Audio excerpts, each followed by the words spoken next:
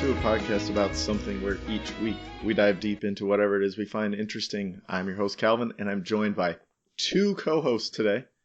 In the room with me is Erich Ladwig, and on the line, somewhere in Illinois, is Nick Richardson. What's up? How's it going? Yeah, pretty good. How you guys doing? We're good.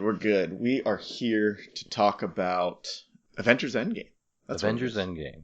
And if you harken back to our first ever podcast together, we talked about Marvel, everything MCU, and why we loved it so much. So this is going to hold a special place in my I would strongly encourage heart. you not to go back and listen to that. It's probably not very good.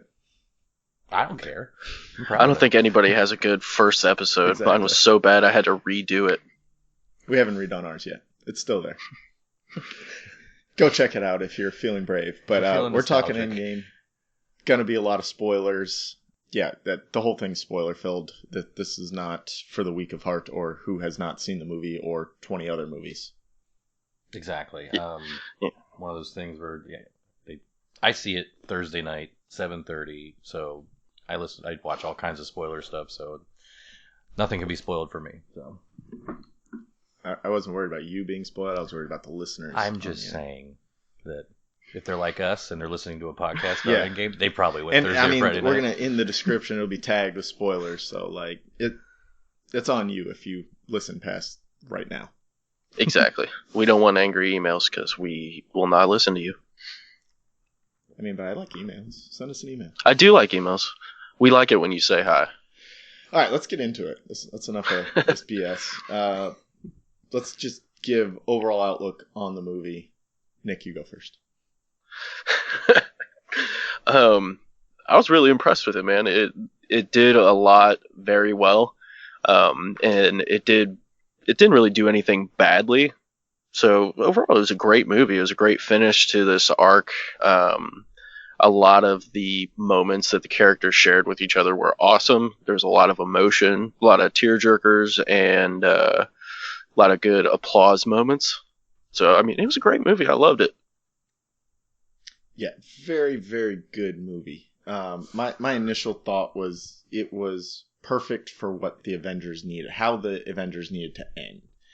I was a little bit sad that the snapped people didn't get back earlier than they did, just because there wasn't enough Spider-Man in this movie, really.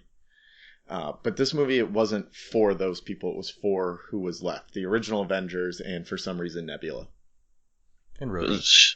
Gotta have Nebula. I mean, she is so fascinating to watch. Yeah. The rabbit is important. I think the one word that comes to mind when I think about Endgame, when I left the theater, was fulfillment. And I got exactly what I wanted from this movie. There were parts you can take or leave, like any movie, like any of the movies that we've seen over the past 22. But, like I said, the whole arc, from beginning to end, I didn't have a problem with really any of it, but I left fulfilled that even though Tony Stark is past, and Iron Man, Cal can vouch for this, Iron Man is past, I'm okay with this. It needed to happen. It just to nobody wants bring to see it a all 7-year-old tied Iron Man. No, and that's not the point, but it's just it comes full circle, and it's exactly what I've been looking for from this movie, and that's the good feeling you get when you see something like this is worth any price for admission. So yeah. So as we talked, we're going to be giving spoilers, but so a lot of people got to see this movie before we did. Critics got to see it. Wednesday was the premiere. Erich, you saw it Thursday. I saw it Friday. And Nick saw it Saturday. Did you guys get spoiled on anything? And if so, what? I definitely did. Involuntarily. I did too. Yeah. How so? I was scrolling through the Funko Pop subreddit, and some dickweed put the big death spoilers right there as a title. So I'm just scrolling past it. I'm like, God. Fuck you, dickweed. I commented on it. And it's like, did you really have to post spoilers, you asshole? And it got about 20 more comments before it got removed. But yeah, he was inaccurate, or she, but they still spoiled Iron Man, Black Widow. They said Hawkeye died and Captain died, but obviously that didn't happen. But it was just the fact that it got spoiled for me. That's what pissed me off. Yeah, I had the same thing. It seems to be Reddit in general liked to, because I had two There was one I was scrolling through. I don't even remember what Reddit it was on, but I opened it up and I started because it said spoilers. It said spoilers in the tag, and I'm so used to looking at the Game of Thrones Reddit with spoilers being tagged, with everything being spoiled or having a spoilers tag. And to me, that's just like, okay, I know what's happened on Game of Thrones. I don't care about that. So everything with a spoilers tag, I usually just click on to see what terrible Game of Thrones theory someone's come up with. And this one, it said spoilers, and then I didn't see what Reddit I was on, and it was Black Widow dies. And then I stopped reading. I was like, what the fuck am I doing? Why am I looking at this? That's the thought going through my head. It's like, why the hell are you on Reddit? Yeah. Right? Well, it wasn't like on the Marvel Exactly. one. It wasn't on, like, it was just like on a random, Yeah. it was on like the funny Reddit or something. Right. It wasn't in the title, but it was in the text. And I'm just like, so I saw Black Widow dies, and then I didn't read the rest of the sentence, which said other people died. And then the other thing I saw was, I think on the Marvel one, and this is my own fault for looking at that point, it was a picture that, like a grainy picture someone took in a theater of Thor with Stormbreaker and Cap holding Mjolnir. So awesome. So like I knew, like, as that battle is going on, I knew Cap was going to pick up Mjolnir at some point. I think the most... Which was still badass spoiled, anyways. So bad. which ended up one thing being true. But I watched some theories and I watched some breakdowns of trailers and stuff like that on YouTube. And I'm not a big Reddit person, so that kind of stuff. It's a rabbit hole. Yeah, right. But I'm lucky in the sense that I wasn't really spoiled on anything. It just happened to be like some theories were right. We're right. But yeah. I had two other muses to take up my time because I kind of put myself on like a 2-week moratorium before the movie. Just no more fan theories, no more, no more videos, no more breakdowns. Because I had like the NFL draft, I could just go down that rabbit hole, or I had Game of Thrones. Mm-hmm. So, and I was watching a breakdowns. lot of bad theories going on. So in Game A lot of of Thrones, bad theories, but so I went into this movie fresh. I didn't even really think about any of the theories that I saw or any of the trailer breakdowns or anything like that. Like, I kind of went into this movie just really fresh, and like I said, I don't think to go to Reddit like you guys do. So it's my toilet app. I'm just scrolling through. Pretty much. I love it for just downtime. Yeah, I was in the same boat as Eric. Like, I didn't want to make my own theories a lot, and we talked about this, Nick and I did on the last episode. Like, I didn't want to make a lot of theories or like think about a lot of theories because I just wanted to go enjoy the movie. Yeah. And when you're constantly worried about, well, is my theory going to be right or is this right? You can't enjoy the movie. Like, you're trying to think too far ahead of the movie, and I don't want to. No. I want to just see what comes out, and I want to talk about it after. I don't need to. Other people are getting paid to make these storylines, not me. Yeah. Yeah, I just kind of enjoyed being surprised. That was really fun. There was a couple key moments that it was just like, and they were so satisfying, and I think they wouldn't have hit as well if I was spoiled, which thank God I wasn't too bad. Too bad. A lot of it I expected. You know what I mean? It just kind of led you there, but other than that, a lot of surprises. Well, there's a difference. There's a difference to me in having some idiot on YouTube, or a podcast, say, oh, well, Cap's going to wield Mjolnir.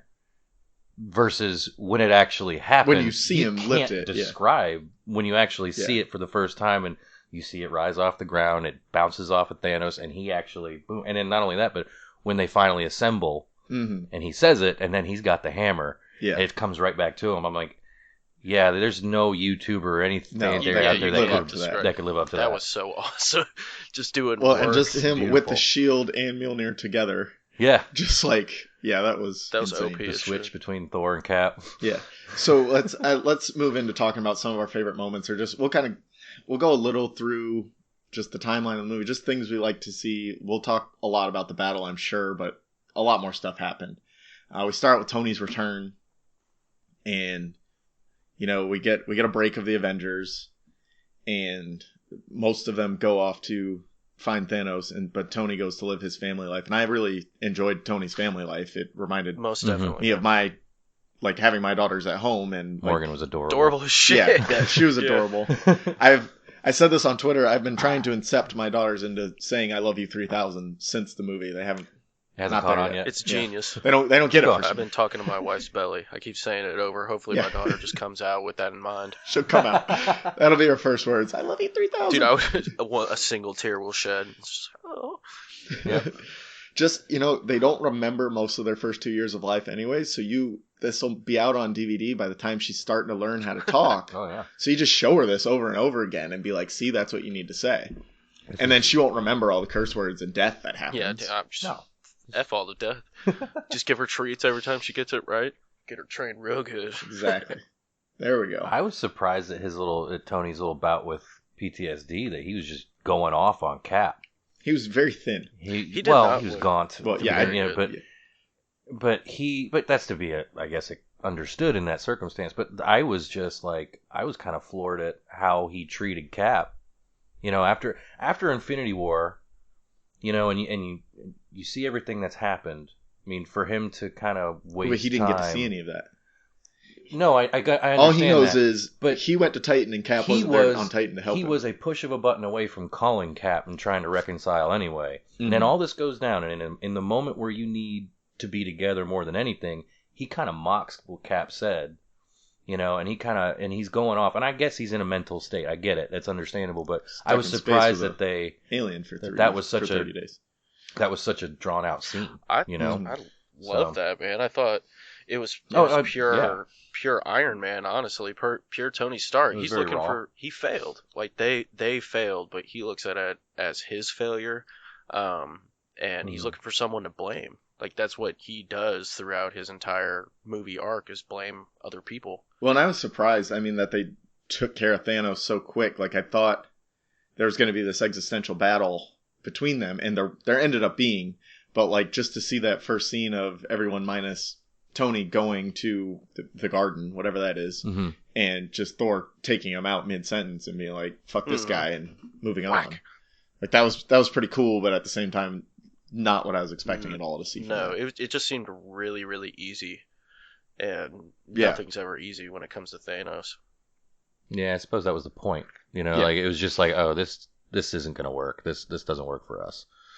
Right. And it didn't, as we later see. Then, Scott comes back out of the quantum realm, goes home to find his daughter all grown up.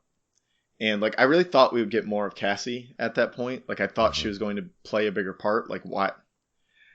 I guess it means a lot to him that she's still alive, but then she just doesn't show up for the rest of the movie. So I was a little let down by that. But at the same time, there's probably not a lot of room for it. That's kind of what I was thinking. Is just what's the point of adding her and developing her for 12 minutes or 20 minutes, whatever. I think whatever comes out next with Ant-Man, you're gonna start to see her develop because I think she's destined closer to be adulthood. Yeah, definitely. Yeah, I think So it got her to that point where she can actually really help him instead of just being a 10-year-old at home with nothing to do. Exactly. So then we get the best part of any heist movie. We round up the gang. Let's go get everybody. Everybody's gone their separate ways. It's 5 years later now. And they got to go. First, they go get Hulk, who has mastered Professor Hulk, which, Nick, you called this. You knew it was going to be there. Called that, man. Professor Hulk. I was a little... His kind of like enjoying the spotlight type deal. I didn't really think that was very Hulkish. That was weird. You're reading my mind. Yeah. Like, I was just like, he's really into himself, isn't he? Yeah. Like, he's taking selfies with kids. He turned into like Tony Stark instead of... He's eating kielbasa and full-size pancakes, like pigs in a blanket, like times That spread 8. Looked delicious, though. Yes, I don't disagree. I saw it at 9 in the morning, and I'm just like, oh, God, that looks so awesome.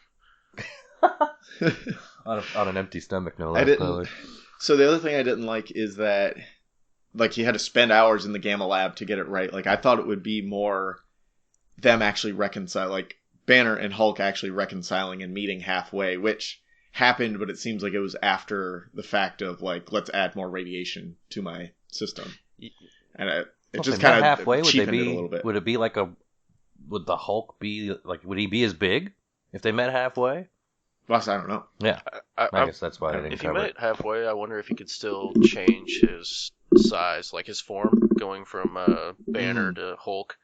But honestly, I think the loving the spotlight was the Hulk's personality, kind of how you saw in Ragnarok. Oh, that's true. Good point. Yeah, that's a good point.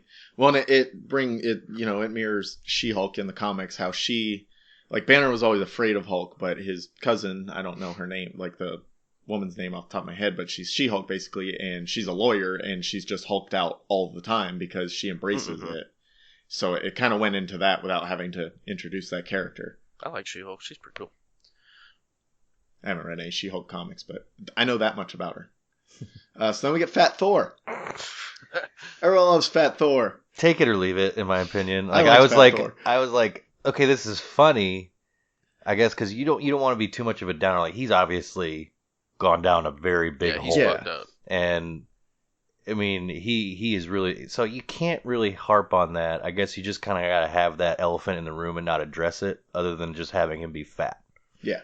So that was the only way they could get around him just having a total breakdown emotionally on screen. Right. Was being funny, playing Fortnite, and drinking beer by the keg. Well, Fortnite is inevitable, apparently. five years from now, Fortnite's still going to be the only thing people are doing. Especially Thor. Yeah. What is that about? Shove it up your butt. I with Fat Thor, I was kind of... I mean, you could tell they pushed it really hard that he is really emotionally unstable. But I really enjoy funny Thor. I think Chris Hemsworth is hilarious, especially as that character. And I'm cool with it, honestly, as long as he turns on the fire when he's going into battle. Yes, as long as there's a good balance, whoever is developing whatever movies, like if it's Taika or if it's James Gunn that's going to do, they're going to, obviously you're going to have as Guardians of the Galaxy. Definitely. So it's just,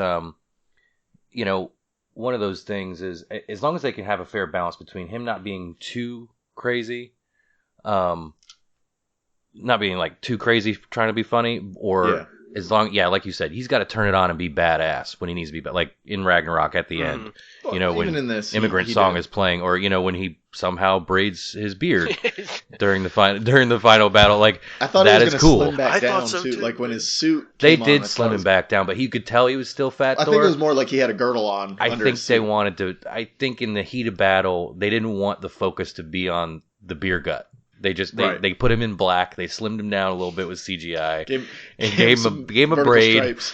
Gave him a fun little braid there, and then and that was it. So I was just as long as there's a fair balance, I'm good with it. I was waiting for him to call a lightning strike down and just look like old Thor. The hair's gone. Yeah, I thought he was gonna go the cartoon-esque type move, but they didn't do it. I was kind of disappointed. I love the Lebowski reference. Mm-hmm. I'm sitting there with my wife, and she's like, "Hey, it's the dude." And I'm like, "Yes," because my wife's seen that literally one time, so she's like, "Oh, hey, it's the dude," and took the words right out of my mouth. Well, he's gone from Point Break to now being Lebowski, so I think that's an upgrade, to be honest. Tony wins the movie with his nicknames. I mean, he always does. He called Rocket a Build-A-Bear and Ratchet at one point. You were a Build-A-Bear until just now. That was a great line. Until this moment, I literally thought you were a Build-A-Bear. So then they go find Clint Barton, a.k.a. Ronan. Dude, I was so ready for this. Which, they gave him a lot to do. Well, and that's okay. He missed the whole movie. It's worth it. In the comics, he's a super cool character. In the New Avengers by Brian Michael Bendis, when he first appears, you don't really find out who it is for 3 issues, so 3 months. And he's a little different in the comics, but his character is super badass. Yeah, I could see that. I like the going at people with a sword instead of a bow and arrow is an upgrade. For sure. Ninja stars. And, I don't know about the haircut. Wasn't a fan, but other than that, Ronan paid off. What about the tattoo sleeve? Looked like he had Diablo from Suicide Squad living on his arm there. Yeah, that's okay. He lost his whole family. That's understandable. You lost his whole... I need a sleeve and a shitty haircut. Yeah. Now. Stat. Just take it down to a 0 on the sides. Do you have any swords in this barber? Just sat in the chair and he's like, make me look like a boy. He probably killed the barber. Yeah, fuck him up. Sir, that'll be $38. Nah, that'd be free. Yeah, he... And then Sorry, go ahead. Oh, go ahead. I was just going to say... I was going to move on to the next thing. I was just going to mention that he had 2 swords in the comics and didn't even touch a bow for the most part. So I liked how they kept him still Hawkeye-ish. Yeah, he still had his bow, yeah. Well, I think that's the only people, like... For people who have only seen, like, the 2 Avengers movies, they're going to be like, wait, who's this guy? So, like, they kind of had to make sure you really knew who he was. I kind of enjoyed, but I had questions about how easy it was for Natasha to bring him back. Like, she was there for 30 seconds, and then all of a sudden, this unreachable man who's lost his family and just got done killing probably hundreds of villains, hundreds of gang members or whatever the case may be. He's just in a really dark place, and all of a sudden... Well, she told him there's a way back. And not only that, but he's the one that did it the same thing for her. He just lost his family. I understand it, but I'm also like... I kind of wish there was more of a conversation there. I would really love to see that unpacked a little bit more. We got a really long conversation on Boromir, though. So yeah, they did. Yeah, they were just mainly trying to keep each other on that mountain. Well, yeah. I think the look on his face was trying to portray like he would take anything, like literally anything, and that's his something. And Natasha showing up, and I mean, come on, if someone looking like that was like, hey, I have some way to save your family, come with me, and was also your best friend, you've been through all this stuff together. Most definitely. I think it should be that easy, honestly. 30 seconds. Right. And if they spent more time than that on it that early, it'd probably be like, okay, let's move on a little bit, please. Mm-hmm. You're right. And so then we get into, they go find Tony. I guess, is this the first time they go to Tony? Mm-hmm. No, they go twice. Since his breakdown. Yeah. And, well, it doesn't matter. And then they discuss the time heist. And, Tony, not happy with... Paul Rudd's interpretation of how time travel works, basing it completely off Back to the Future, which why wouldn't you? But that whole conversation around the time heist and how like they think they have it, but they don't, and Tony's just like, no, you guys are idiots, and you can't figure this out, and then they leave, and he figures it out in like 10 seconds.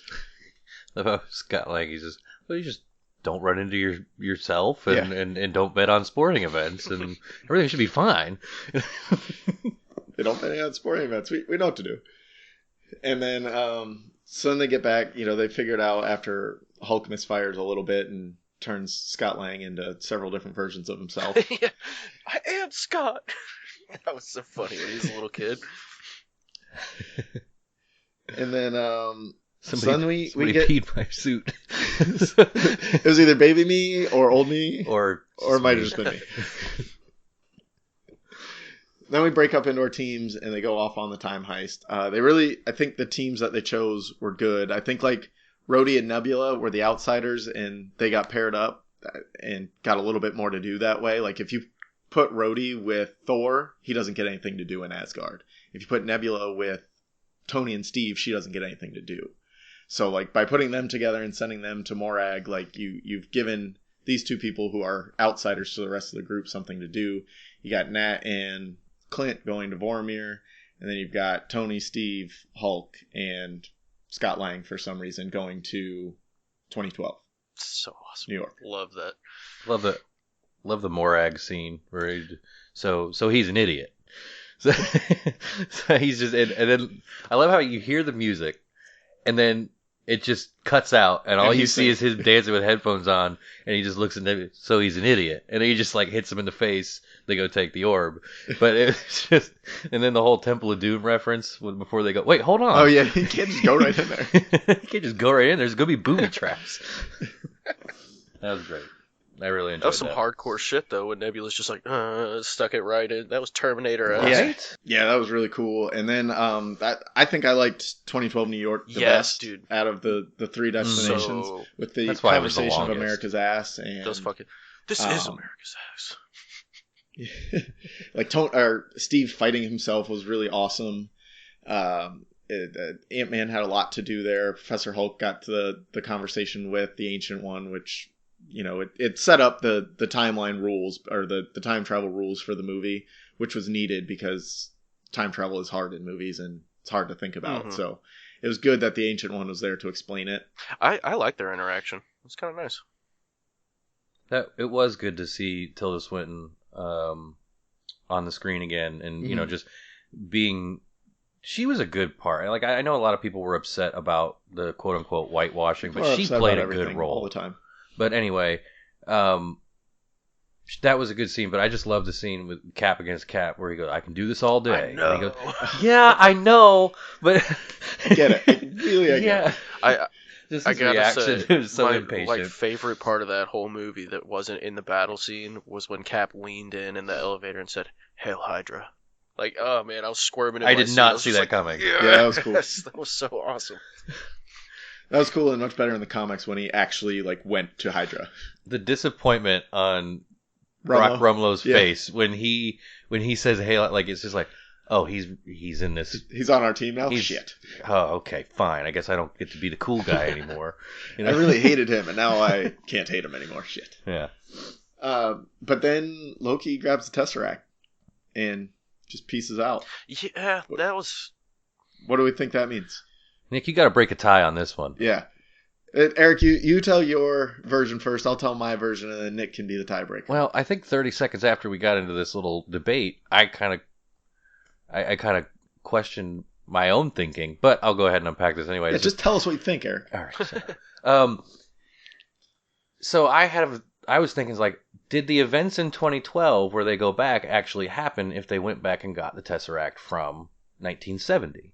Does it reset the whole timeline over again in 1970 so that way what we saw in Endgame, Cap versus Cap, Loki getting the Space Stone and leaving, did that actually happen or did it get reset from 1970 on? Right. And so the way I understand it is Loki moved, just physically by moving because he had the Space Stone. The Space Stone can only move you. It can't travel through time or do anything like that. It just moved him to another place, whether it be Asgard or anywhere else. So he went somewhere else. That creates a new timeline. That's just that timeline where Loki is his own timeline. He gets to make kind of whatever he wants out of it after that point. And there's this loop that starts when he leaves. That's always going to happen no matter what. So he lives in his own timeline, which I think will probably be where the Disney Plus TV show ends up going, or streaming show ends up going, is Loki took this and now we can do whatever the hell we want with him because he's still around and he's also still dead from Infinity War. So it lets you live in both worlds. What do you think, Nick? Kalvin, you took the words out of my mouth. That's what I was thinking. Okay. When he Eric, snatched it. Suck it. Just that's the only way I could see them actually doing the Disney Plus thing. That was the first and foremost thought in my mind. Mm-hmm. Well, I actually heard some theories behind what that was supposed to be about, his series. And I thought that was just kind of his own little mischief throughout the history of man. Before first Thor, kind of? Before the first Thor stuff. I don't think we're going to see childhood Loki. I don't care to. I told Cal that before. I think I heard a theory that, or maybe this was a leaked report, that it was supposed to focus on him kind of inadvertently or maybe advertently affecting different world history events, and him having kind of a secret hand or a comedic hand in some bad things that have happened throughout history. So, or obviously recent history. So it's just. I mean, he could still technically. I guess he couldn't do that with the Space Stone. 2012 on, it only gives him 7 years to do anything with it. So. I mean, there's a lot of things that we could fix in the last 7 years. He could do a lot of damage. Right. So, I don't know. It'd be interesting to find out. I guess they made that Loki show kind of even more must-watch television. Yeah. And by the way, Disney Plus is only going to be $6.99. I thought I might have to choose between I might have to choose between something just to get Disney Plus, but I can now have both because it's going to be cheap. So and in a house with two toddlers, Disney Plus is going to be an absolute essential necessity. So necessity, absolutely, yeah. Well, we will be subscribers to Disney Plus. Yes, from day one. You already have our money.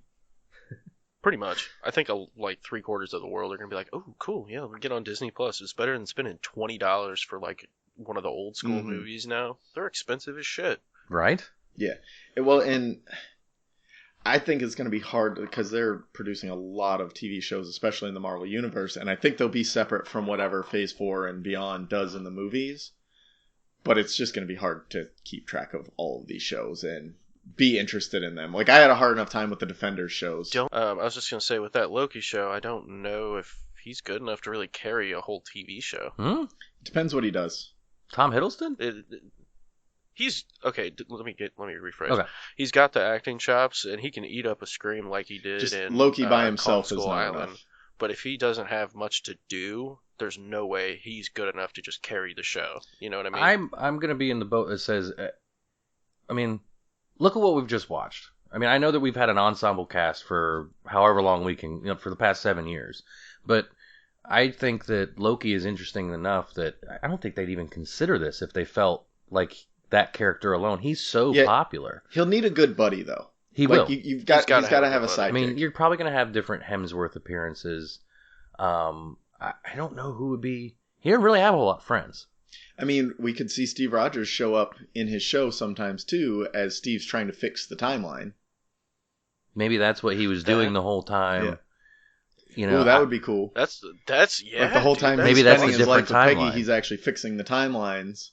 That would be pretty cool. I doubt Chris Evans is going to. No, I don't think he's not. He might make like an appearance a season. Right. He's not going to be that influential. Well, he's probably going to make a couple of appearances in the Hawkeye and not Hawkeye, Falcon and Winter Soldier series. Well, and it'll just be cool. Like, it would be cool if the end of the first season is Loki having to like battle Captain America to save the timeline.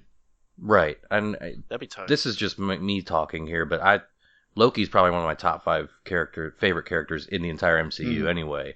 And I became a fan of Tom Hiddleston because of his portrayal of Loki. So I'm going to be first in line to watch it, and I hope it's good. Like I understand there might be concerns for the layman, to the MCU. It'd be like, oh, they're making just a show surrounding a villain, But I think he's interesting enough. So. He's pretty interesting. I just think he has to have like a buddy or someone to work off. Like I think because the relationship with him and Hemsworth is always really good. So I think you need to carry some of that into it. What if Frigga is there helping him, like bailing him out of different situations? That would be kind of cool too. With Renee Russo. Because they always had a deep relationship. Yes. By the way, she spoke more lines in Endgame than the first 2 Thor movies she was in combined. So think about that. So yeah, she had more lines in this movie, and I thought that was really great. She had a great scene with Thor. Yeah, that was good with them. I don't have much on the Thor rocket to Asgard because I mean, it was emotional to see Thor get his last moment with his mom, but it felt like there was nothing really happening. She put his head back together a little bit. Yeah, well, yeah, definitely. She got him back on the right track, and Rocket was just fucking off trying to get the ether the whole time. Like, so there wasn't like a lot of Rocket Thor banter or anything like that. Yeah. I love the Rocket running from the Asgardian troops. And they're all yelling rabbit at him. Yeah, get back here, rabbit. But then Cap and Tony travel back to 1970 using the worst set of code words ever to fool Scott. Garden State 1970. Like, you don't think he can figure that out? Like, Tony's just like trying to. I don't know if he was trying to use code or it's just like this weird way that he talks, but like Scott Lang's just like, wait, what's in New Jersey in 1970, guys? Why aren't you telling me more? I mean, we knew where he was going. Yeah. I think Scott's the only person, on screen or in the theater that didn't. So, love the scene. Obviously, very emotional with, when he just kind of gets to put his relationship with his father to bed, and they get to have that conversation. And also, the moment Steve sees Peggy for the first time, when she walks into the room and he's just sitting there, there's nothing he can do about it. I mean, you kind of ached with him in that regard. So, definitely, obviously, especially after you see his picture still on her desk. I know. Yeah, when he picked that up, it's like, damn, okay, the love was still mutual. Mm-hmm. I think that was the moment that sealed the deal that he wanted to go back and do this over. Mm-hmm. So, and like you said, Tony got a good moment with his dad, and told him he's done a good job. Series. Yeah, it was really good. And like him trying to steal the cube and everything was really cool. And the lady from Community's onto them. I love that the Russos always are putting people from Community in the movies. And I was hoping we'd get another Donald Glover appearance, but I guess he's actually like an actual person in the universe, so they don't want to. It'd be weird to throw him into this movie somewhere. I wish they would have found a different role for Glover. I think he'll be all right. He'll be the Prowler in probably. Is that movies. A villain? That's villain, right? Yeah. Sorry. So you saw Into the Spider-Verse, the Prowler. Oh, he's Miles' uncle. Yes. Like that's who Donald Glover is. That is right. I didn't put that together. Yeah. Thank you, Cal. See, I get a lot of my. And he said that, like, even in the scene with Donald Glover and Spider-Man, when he's got him, webbed to his car and everything, he's like, I got a nephew that lives around here. He's talking about Miles. Right. Yeah. Mm-hmm. I like that. So do you think is that gonna be like a Sony thing, or are they gonna include Miles Morales in the MCU at some point? Who knows? I think they should. Depends how sick of it Tom Holland gets at some point. That is very true. Yeah.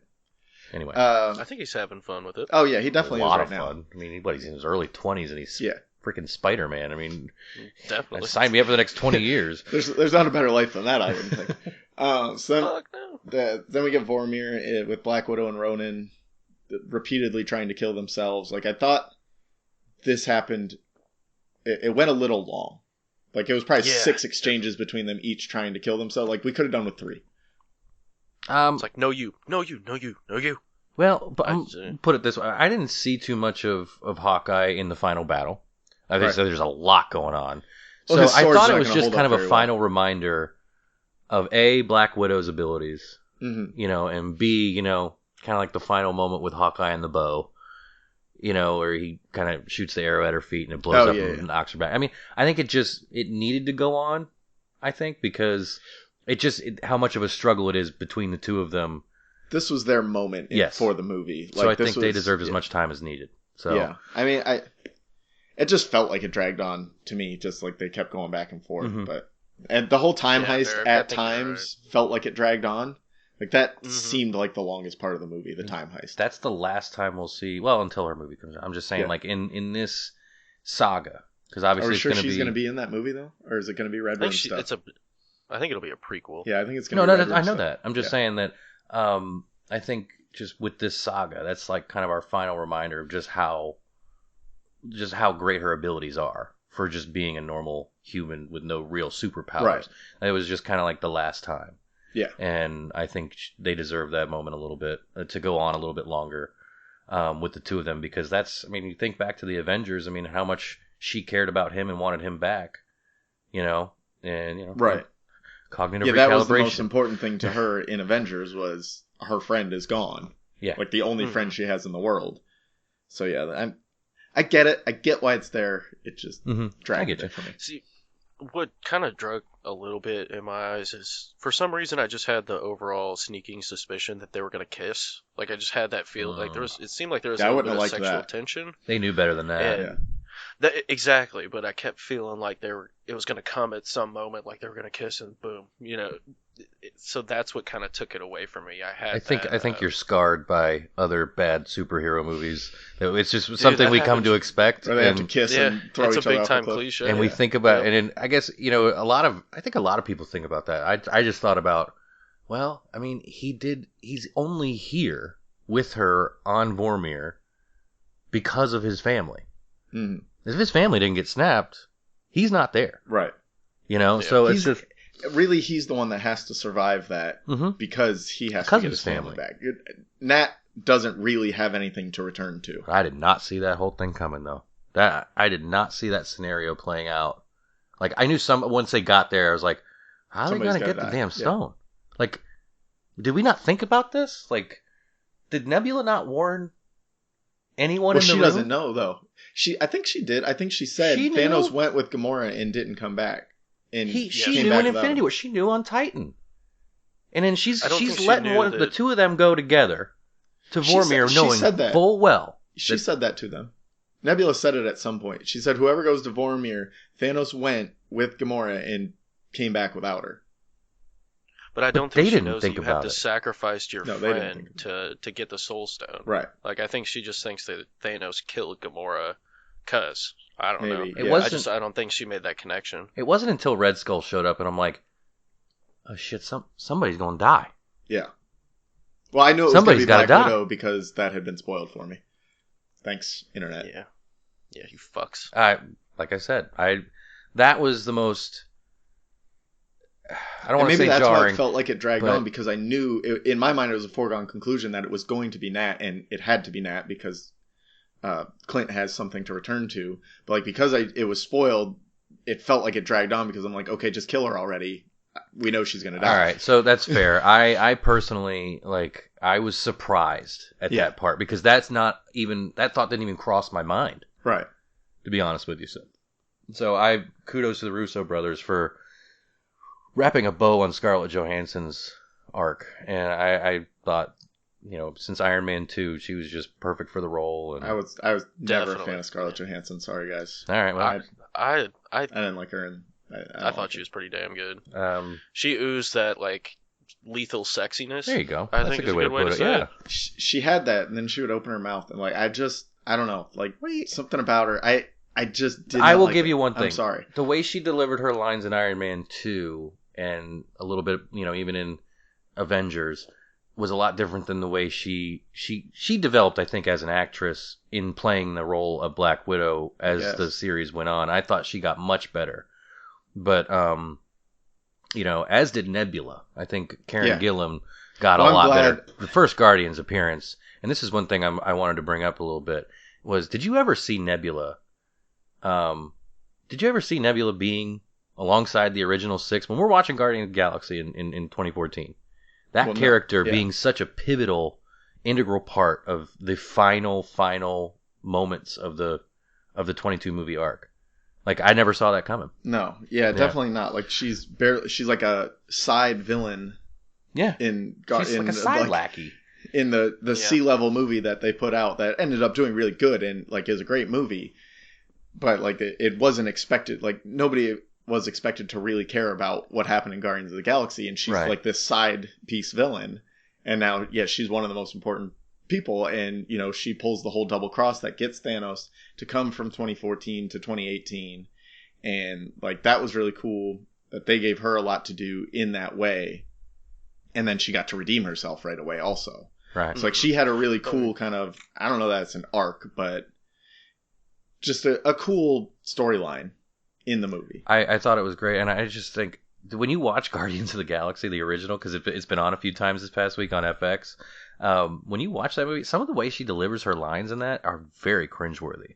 Oh, yeah. And she developed she developed so much in the second Guardian. She was worlds better, and then obviously going forward, she was, I think, I don't know what led them to write the story where she played such a pivotal part, but it was a good choice. They take it from the comics. Yeah, in the Infinity Gauntlet saga in the comics, she's the one that kills Thanos. But I've always thought of the movies as, while they do pay homage to comic books, I always thought that, if it wasn't going to work, if she sucked, they wouldn't have needed her. Yeah. Like if she just didn't pan out, they could have dropped her, and it wouldn't have really changed that much. Like they would have found a different way for Thanos to get back if she was just terrible. So it is a testament to how good she did. Yeah, now, and I think you make a good point. Like that first Guardians appearance, that threw me off to her importantness later on in the series. It's just this. In the first Guardians, I always thought she was more robot than man or woman, and I thought that was the delivery that they were going for. Blown up and literally put herself back together. Right. So that's kind of always why I thought that was that way, but like she really has come into it, which is good. They all have, for sure. So Nebula leads Thanos back to 2018, or I guess 2023. And we get a battle. 2023? Yeah. Or is it 2024? 2023, because Infinity War happened in 2018. Right, so we get a battle. And I'm man enough to admit that from the moment Cap stood up with his broken shield through like the Thor Valkyrie scene in New Asgard, I was very close to tears the entire time. Yeah. Yep. Like him standing up with the shield the last time was just amazing. And then it would wear off because there would be some generic battle scenes, and then all of a sudden another hero moment would come, and then my eyes would well up again. Like I never actually cried, but like it was there. It was there trying to come out, and then something funny would happen, and it would go back a little bit, and then there'd be another hero moment, and then they all, like, everybody shows up, and I'm just like, what the fuck is going on? And he gets Avengers Assemble. And it's fantastic. Full disclosure, on my YouTube, I'm a big fan of the score of the Avengers. Sometimes I'll just listen to the music just to put me in the mood. And it just popped up on my YouTube. Must have just got uploaded. The score during that final moment where Cap is standing alone, ready to take on Thanos, and he sees this army, broken shield, and he goes, and you can hear Sam, coming through the comms. I couldn't tell that who it was. I didn't know either, and then until he said on your left. Yeah, and I'm listening to the music. I'm not even watching the movie. I'm driving over here listening to the music, and I'm starting to well up again. Like it's just that scene was so beautiful and so well done that I'm okay with the fact that we didn't get more of those people. on screen. No, because it was no room for them. I mean, everybody's like, well, where the hell did the Pegasus come from? Who cares? We just watched half a movie with a talking raccoon. We watched 2 other movies with the same talking raccoon and a talking tree. You were asking about a Pegasus? After Thor Ragnarok, and it was somewhere in New Asgard, and now it's here. Who gives a shit? Right. Stop thinking. Just enjoy this. Yeah. Like, it's so... Flying Pegasus. I mean, it was so great. And it was perfectly put. They really had you on a yo-yo. Mm-hmm. With this, because you see the hug with Tony and Peter, and then something so badass and cool like Tony fighting back to back with Pepper in suits. That was awesome. So that was great. Dope as shit. And then you've got Drax. Makes you laugh with Drax is just Pepper's suit ever. No, you didn't. But was it silver or was it blue? Because like the helmet that Morgan had was blue. Yeah, that was the helmet. I couldn't really tell. That was. They didn't do much with Pepper. They cut away from her a lot. She was real quick every time. Right. And I was cool with that. Yeah. But that battle scene had so many epic moments. So many. I did think we were going to, when he stood up, I thought we were going to get one last I can do this all day. But then it was the on your left instead that came. And I think what happened was better. But I could have gone for another I can do this all day. Not that I forgot about her, but the Captain Marvel appearance for the first time in the battle was very well done. Yeah. I didn't think about her. I'm just like, well, this kind of isn't her fight. Maybe there's something else going on. I think they have made several points to that. Yes, there's other things going on that I need to mention that. If they don't have enough here, what's Captain? I guess Captain Marvel could be the difference maker. I mean, she flew through a ship and destroyed their entire ship. Yeah, just by being herself. So. Yeah, she took a headbutt like a champ. Oh my god. Captain Marvel's a badass, but they haven't quite found how to do it. You haven't seen Captain Marvel yet, Nick, or did you? I did not, and seeing her on the big screen for the first time, there was just something that wasn't.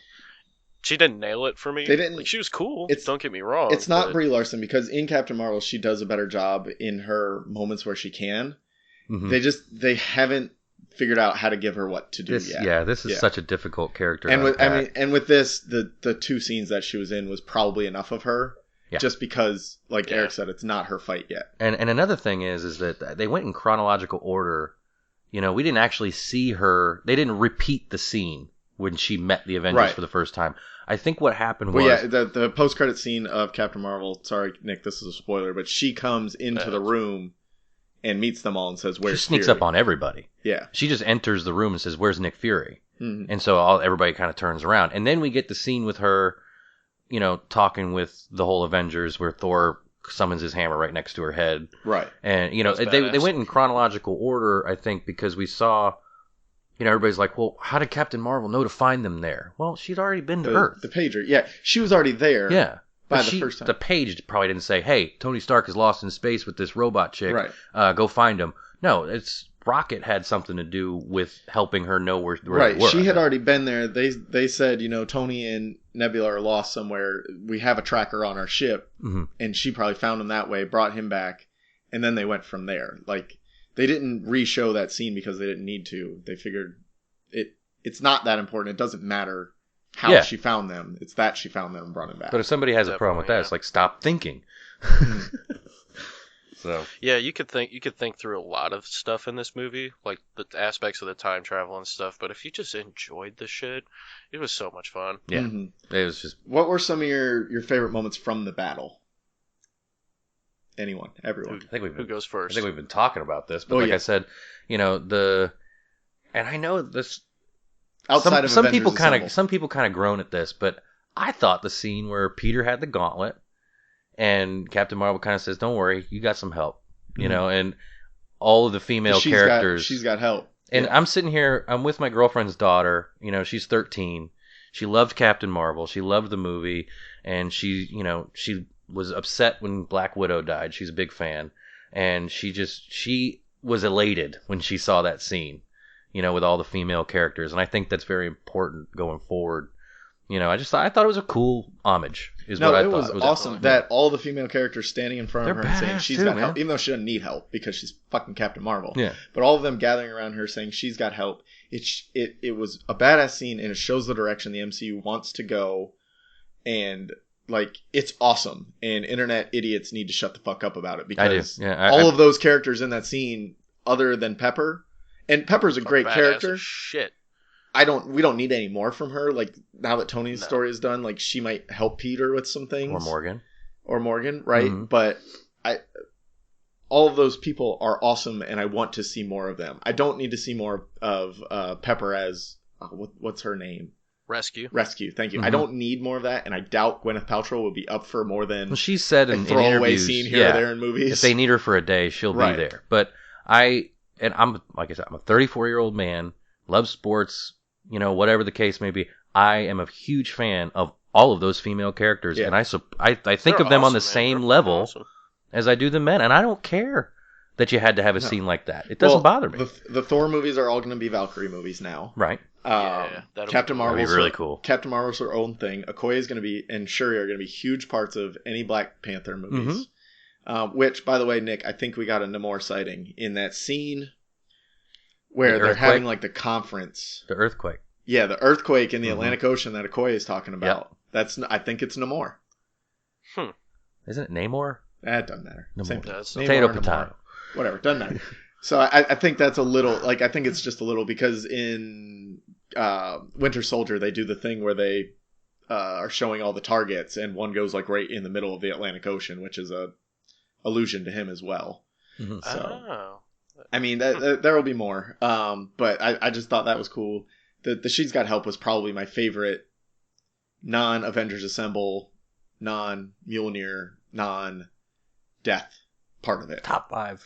Yeah, top 5. Top 5 cool scene. Yeah. Like, there was just so many awesome scenes in that. Cap wielding Mjolnir was probably the best thing. And we've already talked about the Assemble line where he calls it and he says, and he's just pissed off and he's ready to go, and he goes, he's ready to assemble. And he's got his friends now who have his back, and you get the throwaway joke from Wong with the you wanted more? You wanted more?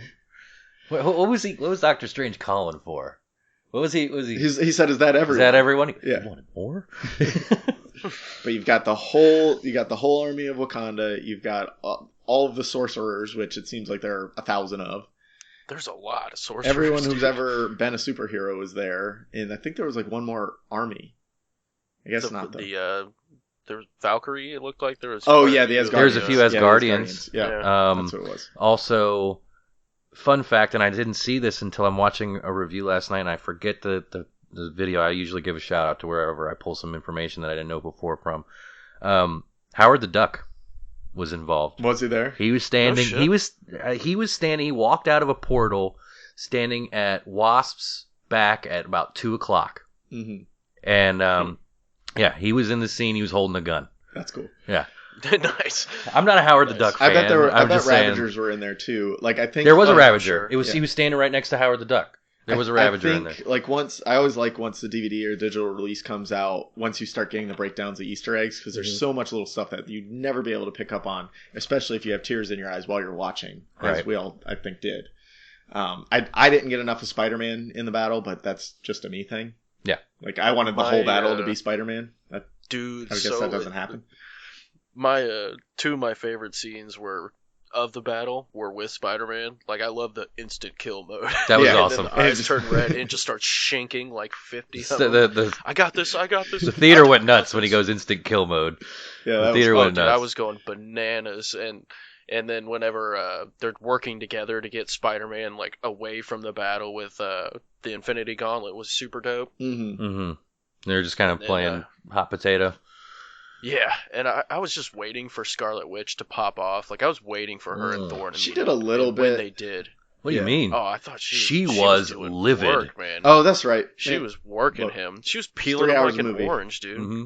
She was. That's true. She was taking his armor off and everything. I remember. And he didn't even know. And he goes, "I don't even know who you are." She goes, "You will." Yeah, that was cool. That was. Go ahead. That was super dope. I thought Clint was going to get a lot more to do in that battle. Mm-hmm. Or no, sorry. Not what I meant to say. I thought he was going to die in that battle because they gave him so much to do throughout the movie. Right. And, like, Jeremy Renner's obviously not here for these movies. Like, I don't think he cares that much about them and the characters as someone like Robert Downey Jr. or Chris Evans does. He loves what it does for his career. Yeah, but he's also, I would understand if it ever came out that he was actually kind of miffed about being a back burner Avenger, kind of being the butt of the jokes, definitely. but also being completely left out of Infinity War. Right. Well, I think he's probably just like, yeah, I'll do it, but I'm not going to care. How he was left out in Infinity War, which is great. Definitely. But it just like, I guess it's too much Game of Thrones watching. When somebody gets that much screen time and gets to say that much, you know they're about to die. True. In Game of Thrones. So you've been scarred. Yeah. I've seen one too many like speeches of this is how we fight. We fight for tomorrow, and then they die.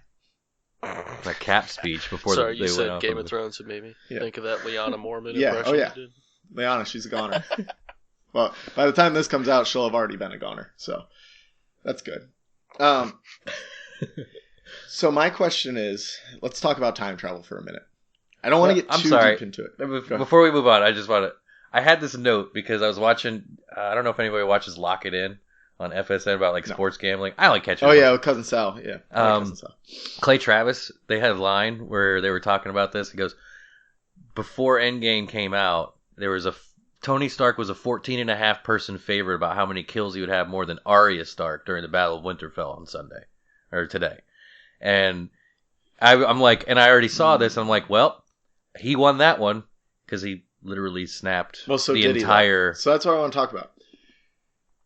How does the 2014 that Thanos came from? How does that repair itself? Because he came to 2023 and never actually got back to that 2014 to go steal the stones in 2018. Does anybody have any thoughts? I have a thought, but I'll let everybody else give theirs first. I think if they get the stones back, I don't think it really matters if Thanos is there or not. Okay. I haven't really thought that in depth about. Well, but Thanos has to. Yet. It's a causality loop. Thanos has to be there because he has to get the stones the first time to snap the people, to give them a reason to go back to get them and then bring them back to where they were. I think he's dead twice because he's dead in 2018. He's already dead in 2018. He's dead they pull him out of 20. So he's already gotten the stones. Right. Right. So fast forward 5 years, he goes 9 years into the future. Mm-hmm. He's just dead again. I understand that there's a causality loop, but it's still, like you said, it's still happened. Right. So I disagree. Okay.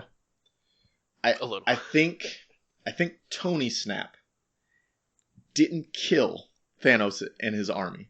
I think it sent them back to their timeline so they could continue to do the things that they needed to do. They don't exist in 2023 anymore, but they go back to where they left off in 2014 with a memory of what's going on. But if they try and come back, it'll just happen. Thanos gets stuck in a loop because he keeps trying to come back and then gets sent back. And this is why he has knowledge of Tony in Infinity War, because he got sent back to his time in 2014. So in 2018 comes along, he meets Tony on Titan, and he says, "You're not the only one cursed with knowledge. I wish they would have explored that a little more. Huh? I wish they would have explored that. I mean, the movie's already 3 hours long. I understand that, but I'm fascinated by the connection between Thanos and Tony Stark. Well, and I think that's it. I think he gets sent back to 2014, knowing that in 2023 he's gonna get sent back to 2014. He meets Tony and gets defeated by Tony. So that's why he goes after the stones again. Now he's trying to get the stones before Tony can get the stones. So it creates this loop for Thanos where he's constantly stuck trying to get the stones before Tony. He gets them, then Tony gets them and sends them right back.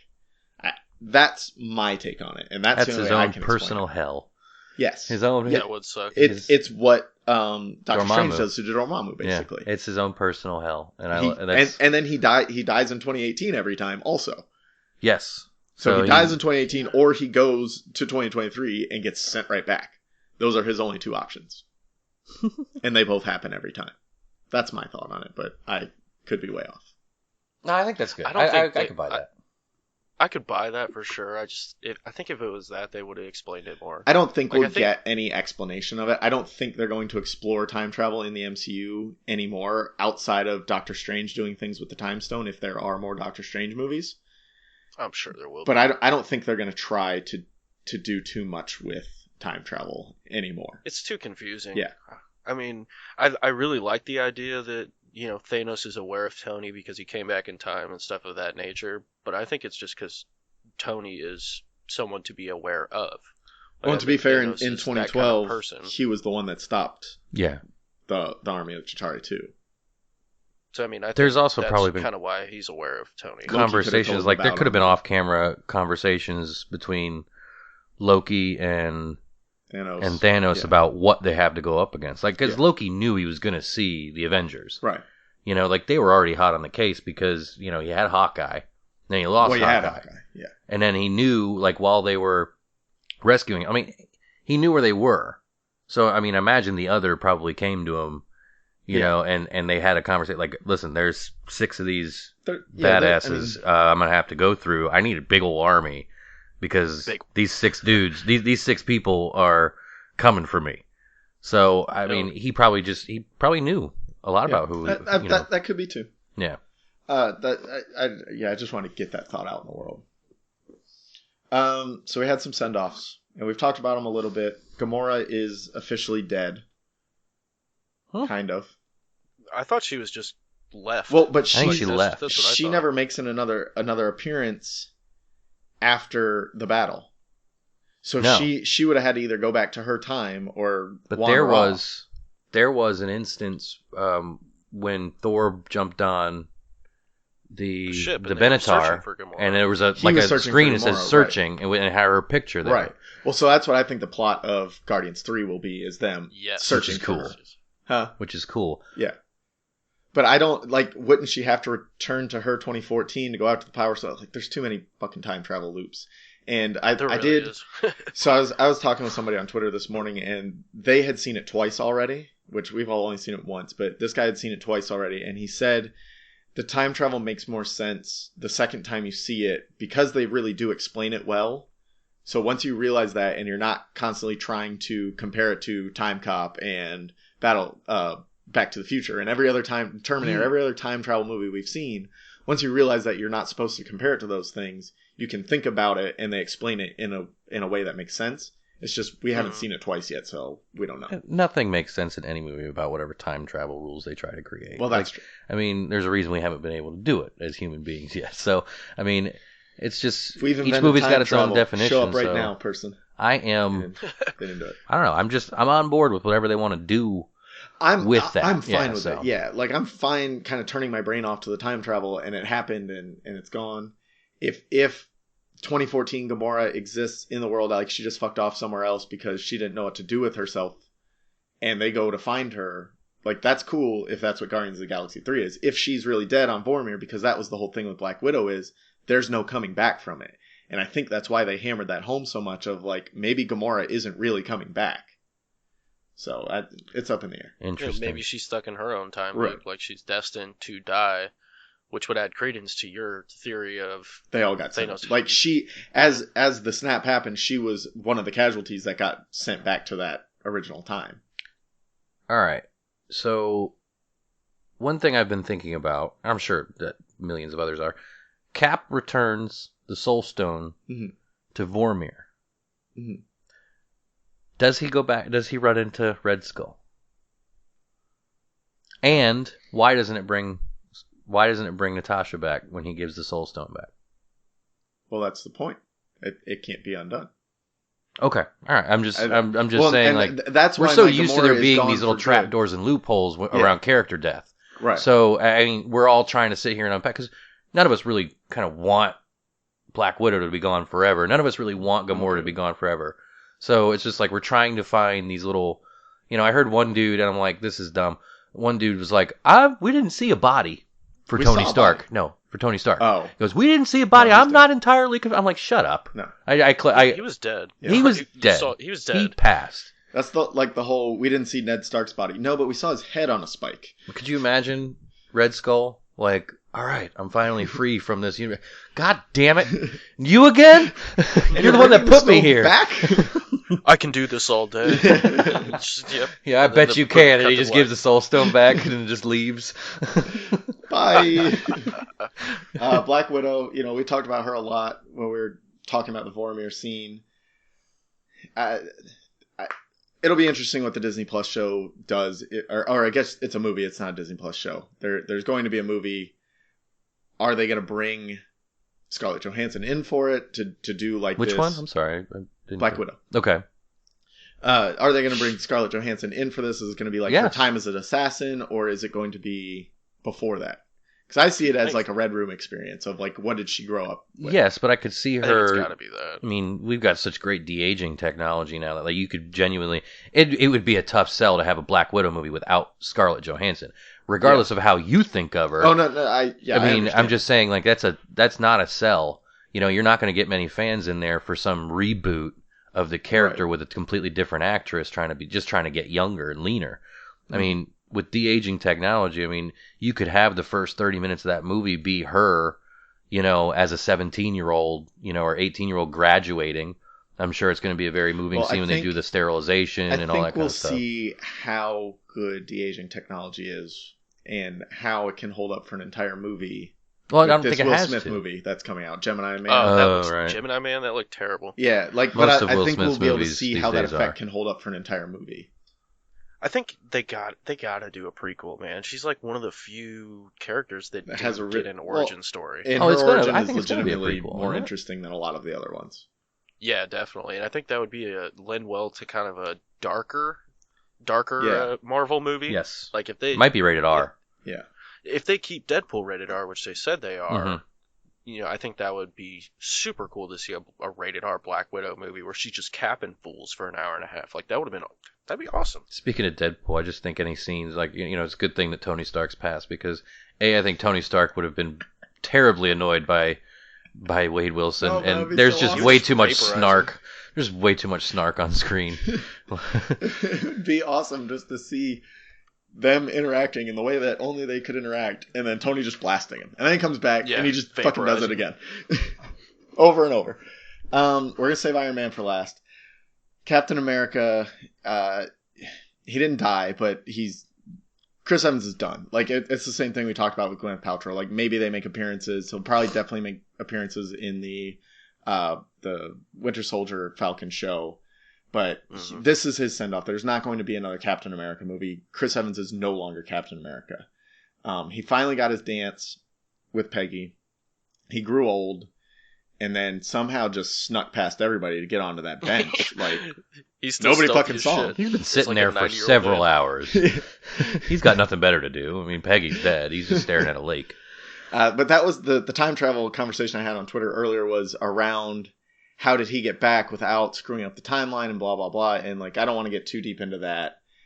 Sam Wilson is the new Cap, which Nick and I had talked about this before. That's kind of how we thought it was going to go. Sebastian Stan isn't charismatic enough to be Captain America, I don't think.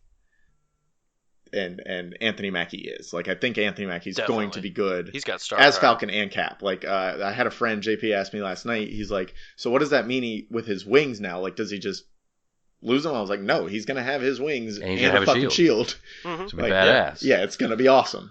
And I mean, he's been Captain America for 15 years, right? We talked about Tom Holland having fun playing Spider-Man.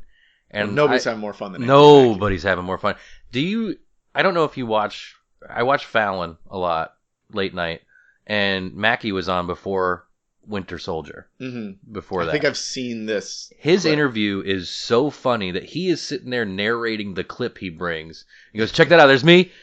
I'm not in this one. Hold on. There's me again. He goes, yeah. He has so much fun. He just exudes, and you can tell when he's paired up with Sebastian Stan, or, you know, they both kind of make fun of Tom Holland behind his back while he's doing interviews. I mean, it's so fun to just see a guy having that much fun that I'm really glad it's going to be Sam Wilson, Captain America, going forward. Well, I think it's going to be a lot in their TV show, and then they'll make appearances if like they end up doing Avengers versus X-Men or something like the next big event. He'll be there as Cap, but I think most of it's going to take place in their TV show, where it's probably going to be this kind of buddy cop thing of them just schooling fools. And also, so awesome. Take it one step further.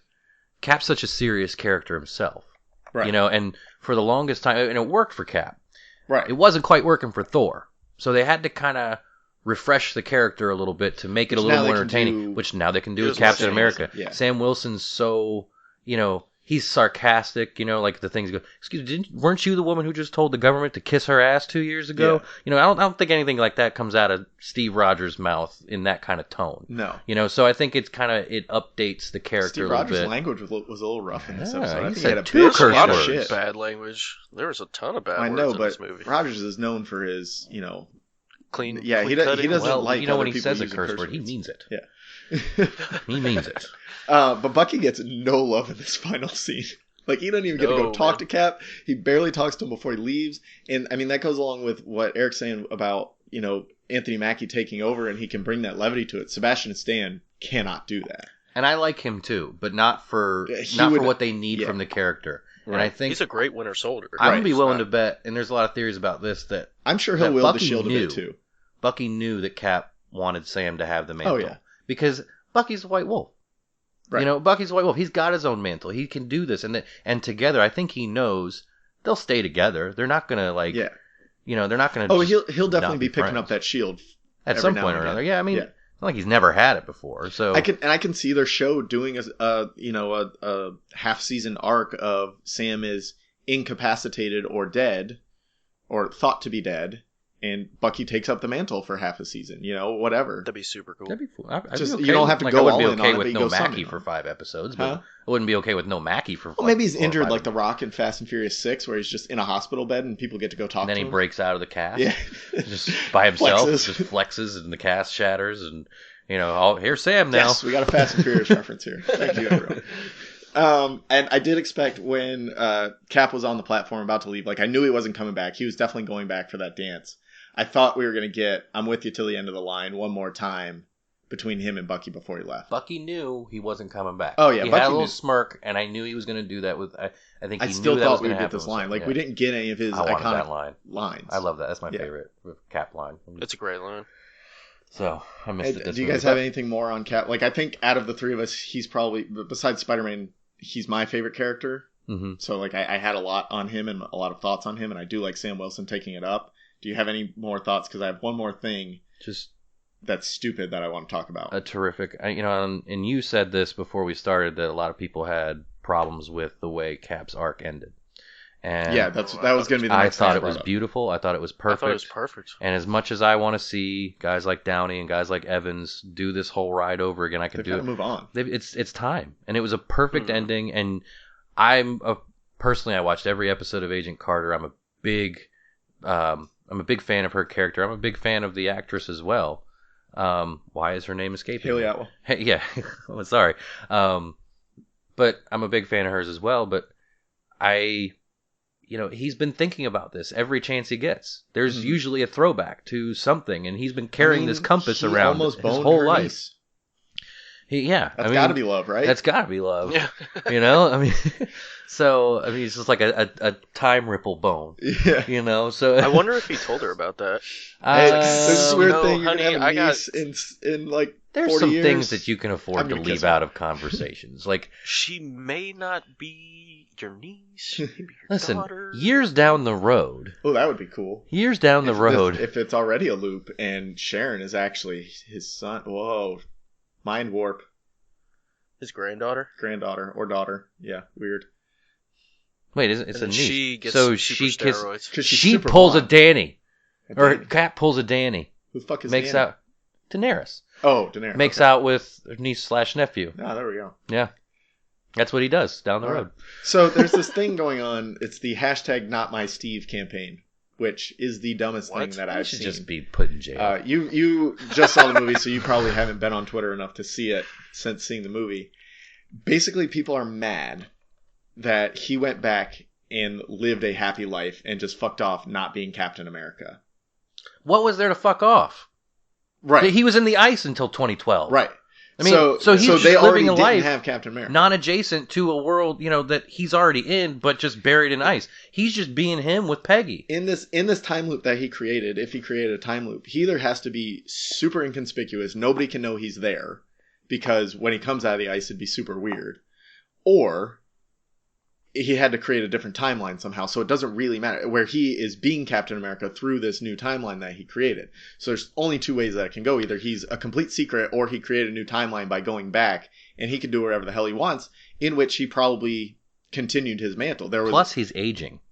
Right. So by the time Cap gets raised from the ice and they do all this stuff, I'm willing to bet that Cap was able to be as inconspicuous, like our Cap is able to be as inconspicuous within his relationship with Peggy, Right. because he doesn't look like the young stud that Chris Evans was when he fell out of the ice. Young stud. So my point, I just think that at that point in his old age, in their old age, they could afford to We have no idea when he went back to. He could have gone back to 1940s. He could have gone back to the 70s. How do you know? Well, I mean, just judging by the traffic, the cars that were driving by whatever house they were dancing in. Okay. But I mean, I didn't either. Yeah, so he went back to the 40s. I mean, I'm sure he got there and said, "Listen, I got a lot to talk about. I'm going to be here." Thaw me out in a few years. They thaw me out in 2011. Okay, I got to go fight these fights. By 2015, you're going to die. Yeah, we don't need you anymore. We don't need you anymore. So I mean, but I'll be old and I'll be a widower. And I gotta go. I'm gonna sneak up onto this bench. I'm gonna sneak up on this bench while I go back in time and come back and see you again. Yeah. So, I mean, it's just, I think that he can afford to be. I don't think there is a time, like a new timeline where he goes and he's with Peggy. I think he is in the same 616 timeline. Just not doing anything. Just being laying low, and he goes and gets a shield. I mean, the MCU is not 616, but I don't care. Here's a thought. Sorry. Here's a thought. What if he just came back and just said that he was thought out? Like, he came back, the war's over, the enemies are defeated. They don't necessarily need him to be Captain America. They have to find him in 2011. What's that? They have to find him in 2011. If somebody already knows he exists in 1945, then they won't go looking for him in 2011. I think he's got to lay low. Yeah, he's just got. I don't think he could just say, "Hey, I'm back." And, I survived. You can't lay low though in the middle of a city. In 1945, he could. There's no internet. Who's taking a picture of him? I mean, I'm saying if they just go and they just start a new life with new identities well, she doesn't have. She can keep living her life. So how is she going to work for a secret organization that specializes in spies? That's why I think he's on the new timeline. Captain America. Remember when we talked about we don't have to think too much? Yeah, I think we're doing that. We're going down a rabbit hole here. And so there's the discussion of, like, he never came back to the pad, so he couldn't have been timed or like jumping anymore. But I don't think he actually needed to jump back to the pad. The pad was just there because that's where they agreed to be.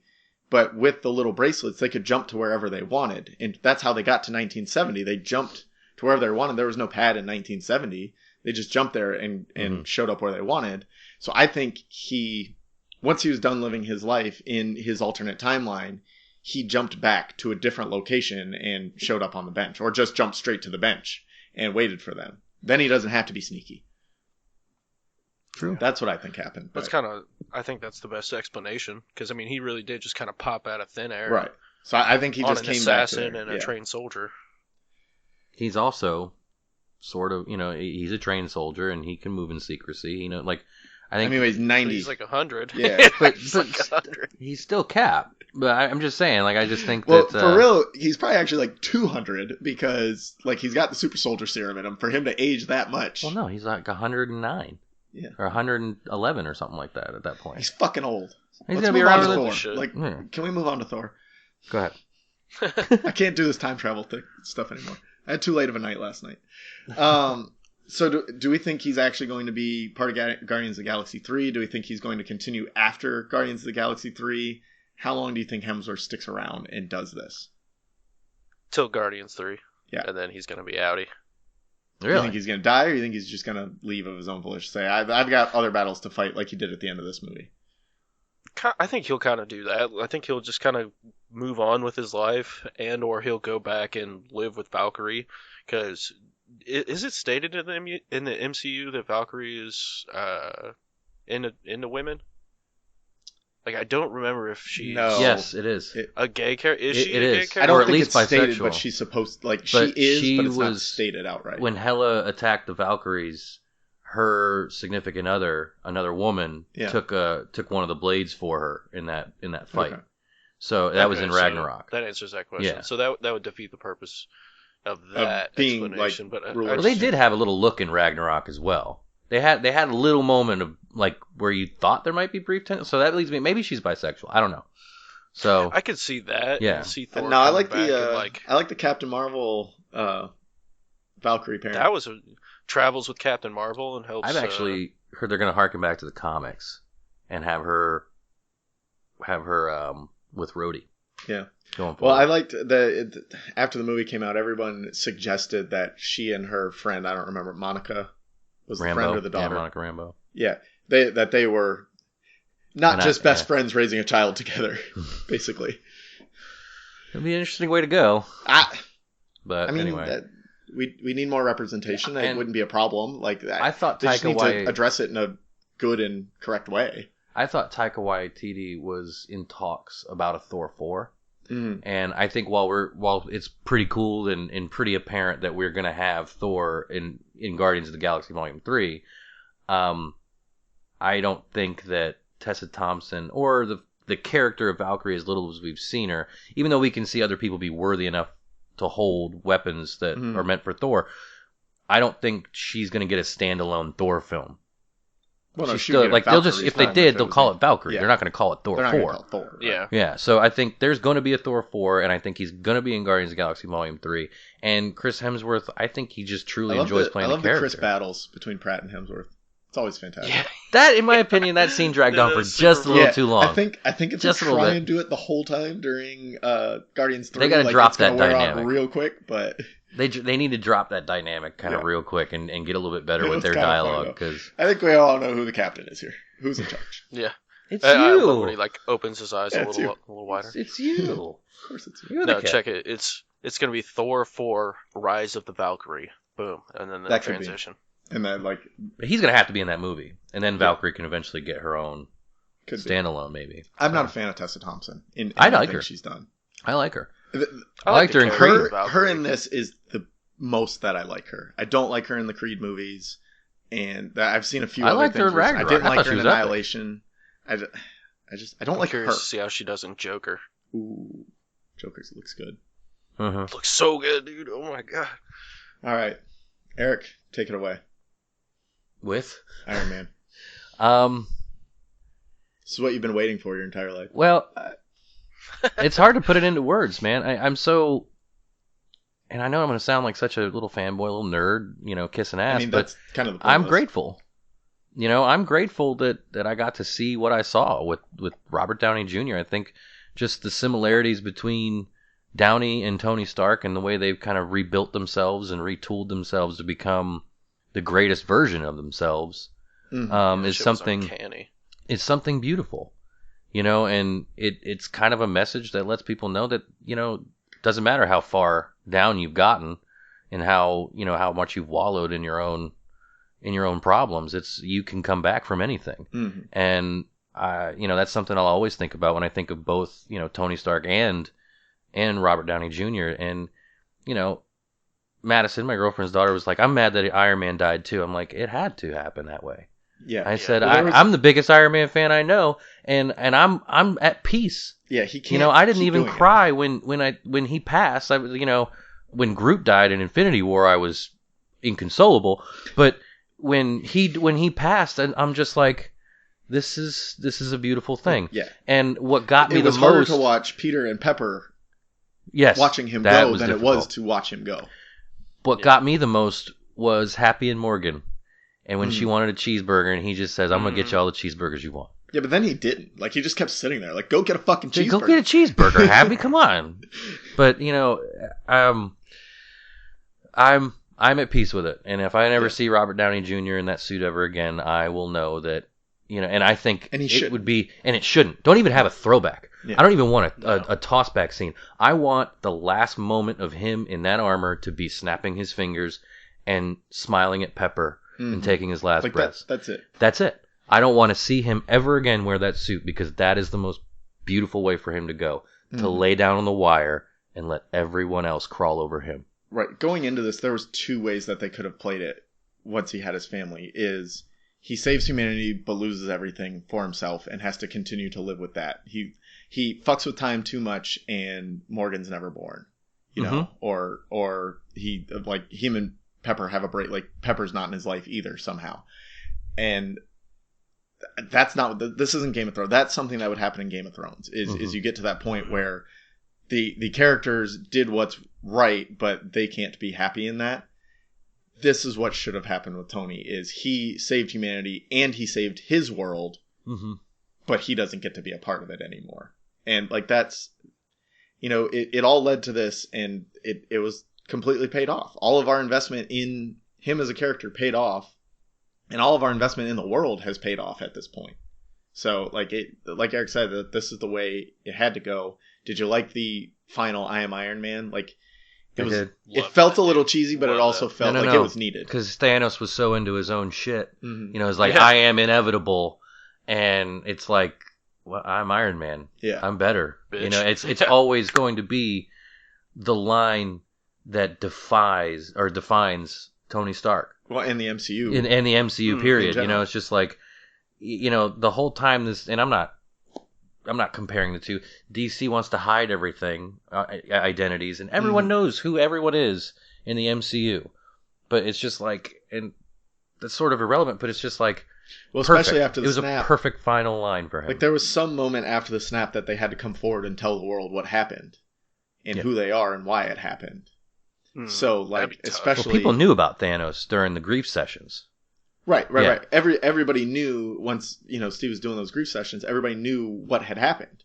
So, like, they had to come out, and even anyone who had a secret identity, be it Black Widow probably had one, I don't know, I guess Thor, who is an alien, like, nobody knows who Thor is. Like, once that happened, everyone needs to know who you are and why this happened and how you tried to save the world and failed. Because people aren't just going to be okay with your family disappearing one day. Like, you have to help them deal with that, which Steve does. That's his way of dealing with the guilt of failing.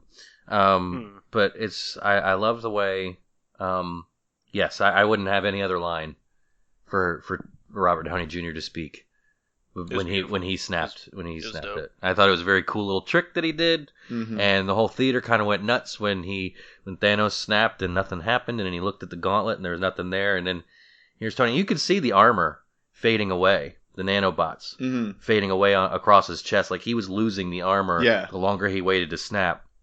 And a lot of people had questions like, well, how is Tony powerful enough to do this? It's just like, he's not. The armor is fading. That's why, So, well, even to wield the stones. But I'm just like, the armor was the only thing he could do to carry it, and that was only for a brief second, Nick, do you have any thoughts to cry over Iron Man, or should we move on to what we think? Just real quick, I really, really enjoyed that final scene with Robert Downey Jr. and Peter getting to say goodbye. Like, I thought they did it perfectly. I was never really a big Iron Man fan. I never really liked him in the comics, except for a few choice storylines. Yeah, he's got some rough moments in the comics. What's that? He's got rough moments in the comics. He has bad ones. I mean, I really liked Extremis. That was a cool Iron Man series, but that was like it for me. That was about it. And then Robert Downey Jr. did such a great job.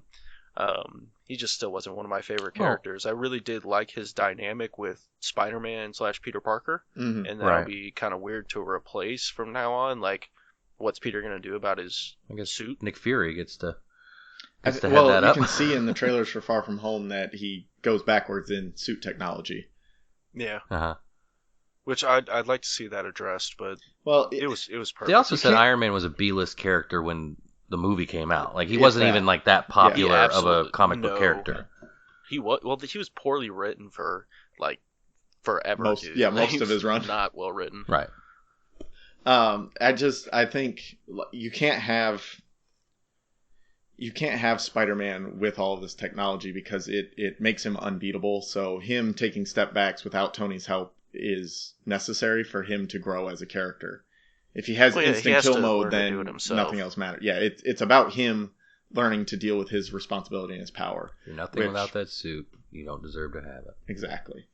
So let's look to the future. The first thing I want to mention is, so Far From Home, he's back in high school. He's on his high school trip. At the end of the movie, Peter goes back to school and he sees Ned and daps him up, whatever. So is he in high school with a completely different set of kids now? Because all of those kids didn't get snapped. He's the same age. Some of them did. Yeah, he comes back the same age, so he's just got to go back to high school with kids who are now 5 years younger than him. I guess. Yes and no. I mean, they're the same age, but his birth date's different, but he's still the same age. We'll have to assume for Far From Home to work, that first of all, it takes place in 2023, which is going to be weird. So like everything going forward is going to have to start at 2023, and eventually we'll catch up because like they can move the timeline around. They'll have a joke or two about that, because I think all these characters that are going to be in Far From Home are they all had to have gotten snapped. They all had to have gotten snapped. Yeah, Ned had to get snapped, Flash had to get snapped, and MJ had to get snapped at least. Marissa Tomei didn't necessarily have to because she was also at the funeral. Get a little older. She was at Tony's funeral. Yeah. So and then she didn't need to, but for the kids to be in the same age group, they all had to get snapped, right? And then now they're going back to high school with other kids who, when they left, were 5 years younger than them. Were seventh graders. So weird. Like they could probably be like, if you had a younger sister, now you're in class with her all of a sudden, and she knows more than you because she's been around for 5 years. Well, I mean, that you weren't. It'd just be weird. That'd be super weird. I'm kind of curious to see how they'll explain. Do you think they'll explain it, or do you think they'll just yada yada it and like, okay, we're here now? I think they'll spend a little bit more time than a yada yada. Yeah. But I think 7 to 10 minutes. Yes. Get like that. Maybe because we see Sam Jackson in the preview, maybe it's like a conversation between him and Peter of like, look, this is the world we live in now. This is what everyone's dealing with. We need you to be there for us, kind of thing. Which gives birth to the Mysterio character, Yeah, that'll be interesting. I'm very excited for Jake Gyllenhaal's Mysterio. Not a huge fan of his, but I get it. Yeah. I think he's going to be awesome. You don't like Jake Gyllenhaal? Ever since I saw Jarhead. Jake Gyllenhaal's fantastic. Ever since I saw Jarhead, I just wasn't like Jarhead's not great. Dude, End of Watch is End such of Watch a... Yes, I would give him props. Nightcrawler. Good. But I also like Michael Pena, so Michael Pena Prince made of Persia, fantastic. Prince of Persia. No, am I the only one on that boat? No, it's not. Whitewash if I've ever seen one. It's not good. He got pretty tan, man. Come on now. Now we've got the Disney Plus shows. Confirmed are Scarlet Witch and Vision, when's that going to take place? Where's Vision? Well, he died. I know, but it's like, but he didn't not that I don't have Shuri. questions about his do you think Shuri brings him back after the events of Endgame? Well, she could, because she probably got a lot of his AI out, so they wouldn't necessarily need the Mind Stone anymore. Mm-hmm. Like that was always what we thought was going, or that's kind of always what I thought was going to happen, is she had some part to play in bringing him back without the Mind Stone, but there's no time to explore that in the movie we got, obviously. There's also no real evidence that Shuri was ever snapped. She was. She came out, but they all came from Wakanda. Yeah, but she was on the dark posters. I understand. She was snapped. They would. Yeah, I guess you're right. I forgot about the dark posters. Shuri would have been there with Okoye if. Yeah, she in all those council meetings and stuff, like Shuri would have been there. She would have been working on the technology to solve the problems if she was there. That's a great point. Yeah, Kalvin, Shuri was fucking snapped. You win that one. You served that one right by me. Well, she walked through the portal with the rest of the group. Right, but that was the whole. Like Eric said, that was the whole. She would have gotten snapped back to Wakanda, and then unsnapped back to Wakanda, and then the whole Wakandan army came, whether they were snapped or not. So yeah, that's a good point. But she was definitely snapped. Okay. Is anybody excited for the Scarlet Witch and Vision movie? I would. I'm gonna watch it. I'll watch it. I will watch it with I'll watch the bells it for on. Scarlet Witch. I might not buy all the way into it, but like I'll give it a chance. I think if you're an MCU fan, you're gonna have to watch it start to finish, just because it's canon and we don't know what kind of cameos we're gonna get, what kind of references we're gonna get. I mean, I think that'll be the most fun. fun. I have to read 60 years of every comic. Like I'm not. Trust me, I'm not that hip on who Elizabeth Olsen. She's a very pretty woman. But it's just like, she's going to be, are we actually going to see them make out? Like, with the robot? I mean, I still having a hard time, even though I do watch Game of Thrones and I'm watching incest everywhere, I'm having a real big problem with the robot sex. The robot sex is what I'm having a problem with. Like, I mean, it's a living synthetic. It's not technically a robot. His amygdala is synthetic. Does he, question. Does he even have genitals? I think he could make them. He can make them. It's like she could be with a different dude every night. Like, he can just make his dick. It's vibranium. And come on, you think Shuri's not going to have some upgrade where he can have some sort of nanotech? Shuri, I need a new dick. No, he'd just be like, I need to create different appendages. He's all bashful about it. Like, we'll probably see him... Can you make this? And it's just a picture. We'll probably see him cooking again in a V-neck sweater. And, like, he'll grow a third arm. No, he'll grow a third arm and go get, like, another pan and stir that, stir whatever's in there while he's prepping something on the table. And we'll just know in that moment that he can grow a dick. There we go. And then they'll just retire to the bedroom and, like, she'll give a wink to the camera. Please don't wink at the camera. Don't break the fourth wall in this. This is just it's awkward enough. Shuts the door. I don't need her winking at anybody breaking the fourth wall. We got Winter Soldier and Falcon also. Like I said, I think that's just going to be kind of like this buddy cop thing of them stopping crime, like smaller crimes. Gonna love it. Yeah, definitely. That'll be cool. Yeah. It will be what we kind of expected from Luke Cage and Iron Fist. But better. Yeah, which we did not Did get. they whiff on Iron Fist? No. They whiffed I was okay bad, with dude. Iron Fist. I mean... He was fine. No way, man. They whitewashed the piss out of that guy. I tend to agree, but it's just like... The show was just so weird. It's a bit of a slog. Yeah, it was slow If Finn moving. Jones knew how to do karate, like, that would probably make it a lot better. It's kung fu. Like you said, whitewash. Yeah, he was out of his element big time. So I mean, he's still the greatest swordsman in the Seven Kingdoms, though, so we'll always have that. What other shows have been announced? Now. Huh? There's a big star on his head. No, he does. That's not Lancel. It's Loras Tyrell. He's Loras. Yeah, Didn't he get it at the end before he died in the wildfire? Lancel Lannister is the dude that joined the... No. He got a big star. They carved Oh, yeah, him they did. Yeah. That's right. Okay, before they blew Point up. Sorry. blank. Season 6 and 7 are just not in my wheelhouse there. I'm just now starting to grasp who every character in Game of Thrones is, so don't feel bad. What other shows have been announced? Loki. We talked a lot about that. I think that's Is there a fourth? I thought there was only 3 that got announced. Yeah, I think that's all I know of. I'll check it out. But Eric's gonna Google. Yeah, it. I think that's it. And then we've got future installments, obviously, of Captain Marvel, Black Panther, which again I think we get more in, and we'll see Valkyrie again. We'll see Captain. I already said Captain Marvel. Are we gonna see Doctor Strange again? Yes. You think so? we're gonna get at least 1 or 2 more Doctor Strange movies. Why wouldn't I would we? love to see Doctor Strange in the Loki TV show. I feel like I think he Cumberbatch would be perfect doesn't give a to work shit. off Loki. Oh, Cumberbatch and has got so I'm much other sorry, stuff going on. we didn't get enough of that scene in Ragnarok where, all right, you cut rate or you 2-bit sorcerer, and he pulls a knife on him and goes, and off you go. Like, I think you have to see Doctor Strange. That was the best line in that entire. Might have been the best line in that entire movie. That gives so much for both of them to do, and I Mhm. think that would be a lot of fun to see them work together or work against each other. Yeah. Well, and if the Loki show is like Eric said, where he's kind of fucking with time events, that's something. That's what I'm saying. Doctor Strange could almost either be a foil to him or a helper. Yeah. I just saw that there's just the 3 shows reported. Those right are the now, 3 yeah. that So, have been announced. Which do you think they'll change it to Captain America and Winter Soldier, or they'll keep it Winter Soldier and Falcon? Like now that the It'll cat be is out of Captain the bag. America, Winter Soldier. I think he'll be captain in rank. Bucky? Captain in rank. But I think. Well, no, yeah. he never really does. Does he ever call himself change Falcon? the title of the show? Was my point. I don't think so. I think you want to keep the recognizable branding. I would call it Captain Bucky. Captain Bucky. No, because then you're gonna have a lot of disappointed people who are thinking Chris Evans is gonna show up. It's like, who's this guy? Who's this funny guy over here with the? If you're tuning in Captain Bucky, you've Captain's seen Endgame. white. Like where? Yeah, Cap's white. Who is this? Why does he have wings? What the fuck is going on? You should have saw Endgame. That's a good question actually. What would you call that? I think you'd have to keep the brand recognizability of the brand recognition. Captain Falcon. and Captain Bucky. Falcon. There you go. You know what? That's probably the best way to go about it. Anybody that's That'd be watching dope. these series has seen Endgame, so if you call it Captain Falcon, Well, except Captain Falcon's a completely different thing.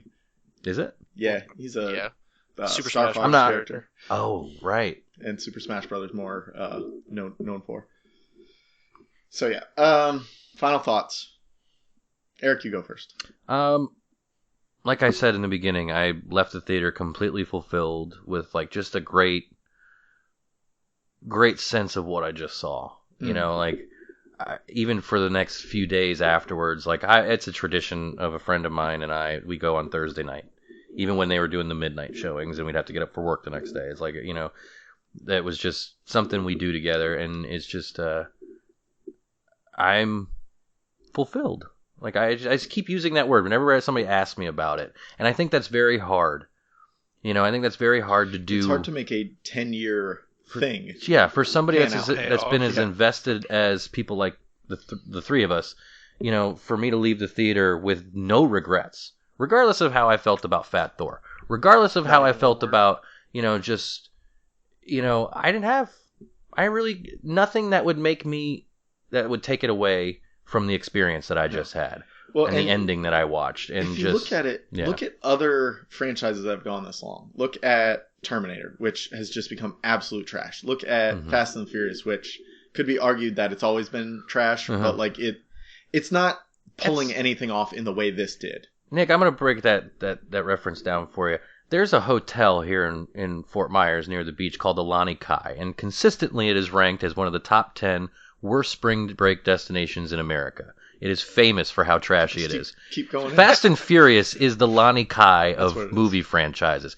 You keep going back because deep down you're going to have some grody fun. Yeah. But you can't expect too much. So you can't expect anything from it. But it's very hard. There's no payoff in Fast and Furious. There's no payoff. It's just going to go until these guys decide they're done.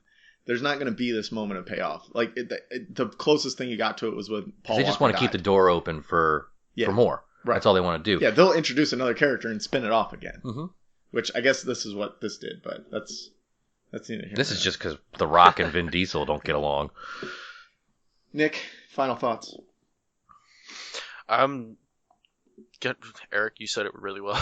We can all say the same thing. I felt fulfilled, man. That was so awesome to see this conclusion and to see so many good characters. Like the transition that you saw on screen was perfect. Mm-hmm. The exit of the old characters and this coming in of the new. They didn't give us too much of this new characters, like just a glimpse. That came out wrong. Just a glimpse. And they're not necessarily new characters, but they're the new A-team. If you're there, you only saw the first two Avengers movies. You don't know who these people are, so or the first three Avengers movies. Mm-hmm. You need to know more about them because they're going to carry the franchise. Mm-hmm. And I think they're, they trusted. They had such a good exit with these goodbyes to these characters. Like they're going to have a little slack. So I'm willing to stick around and, see this next transition to this next phase all the way through instead of exiting with my favorite characters or like with the favorite characters I've had that I've grown to love over 10 years. Mm-hmm. So it just checked all the boxes for me, man. It was a perfect movie. When it was over, I got up and it was just like, wow, that was 3 hours. Like, oh, okay. Yeah. I can turn right around and watch it again. It doesn't matter how watered down the MCU gets from here on out. It will never, in my opinion, it will never ever tarnish the legacy of the first 22. Right. So No, it won't. And so, yeah, kind of what Eric was saying, I don't care if the future of the MCU just turns into complete trash. I don't think it will, but this was worth it in every way. It paid off anything that you could hope. I've loved superheroes and fantasy surrounding them like my entire life. And like I would play with action figures. Eric's sitting in a room filled with action figures, both from my childhood and that I bought in the past several years. Like this is something that I would do when I was a kid, and it's cool to see that somebody else had enough passion to bring these characters into life, put them on a movie screen together, and do the things that I did as a kid to bring them all together and defeat the bad guy. It blows my mind that these are things like as a kid I would do. And somebody did this on the movie screen and put $1 billion, several $1 billion into it and did it better than anything I could have ever dreamed of. Like it's not enough to say thank you to everyone behind Marvel and Kevin Feige and the Russo brothers and every other director of any of these movies and all of the actors. Like it's not enough because there's nothing that can ever match it. I told my wife when she came home, because she has no intention of seeing it because she's seen probably 6 out of the 22 movies, she'd be completely lost. She asked who died, what happened, blah, blah, blah. And I was like, there was honestly probably a 30-minute stretch where I was close to tears the entire time. Mm-hmm. And she laughed at me. And I'm like, you don't understand. Like this was my childhood on a movie theater. These were people that I have grown up with and looked up to and wanted to live in this world, and I got a chance to do that. And Marvel gave me a chance to do that, and it's just amazing, and nothing can ever beat that. Even if the rest of it is trash, it doesn't matter because this still exists. Well, take it one step further. I'm sorry to interrupt you, Nick, but Okay. you mentioned thanking. I got to thank you. Thank you. You're welcome. Because, Nick, one thing you might not know is that I didn't get into this. My first movie that I watched in the MCU was Iron Man 2. And it caught my eye. That is a tough first movie. But I loved it. That's where I fell in love with Iron Man. Like, the scene on the racetrack where he puts that suit was the coolest. Badass. Still to this day, one of my top 5 favorite moments for Iron Man. But Cal, I say, hey, I just watched Iron Man 2 because we were roommates, I believe, at the time. Probably. And that happened at one point. Yeah. So I said, I just watched Iron Man 2. He goes, well, you do know that it's a part of a bigger thing, right? I was like, no. And so I just know that I have to go back and watch Iron Man 1. We went to go see Thor, and then it was a big event for us to go see, Avengers. And then you told me about this whole thing they were unpacking, and I thought it was so fascinating, and I became an instant fan, because I didn't read comic books or grow up with all the toys. I was barely a film buff. Drunk JP, where he was just like, that was fucking terrible, right afterwards. And I slapped him in the back of the head.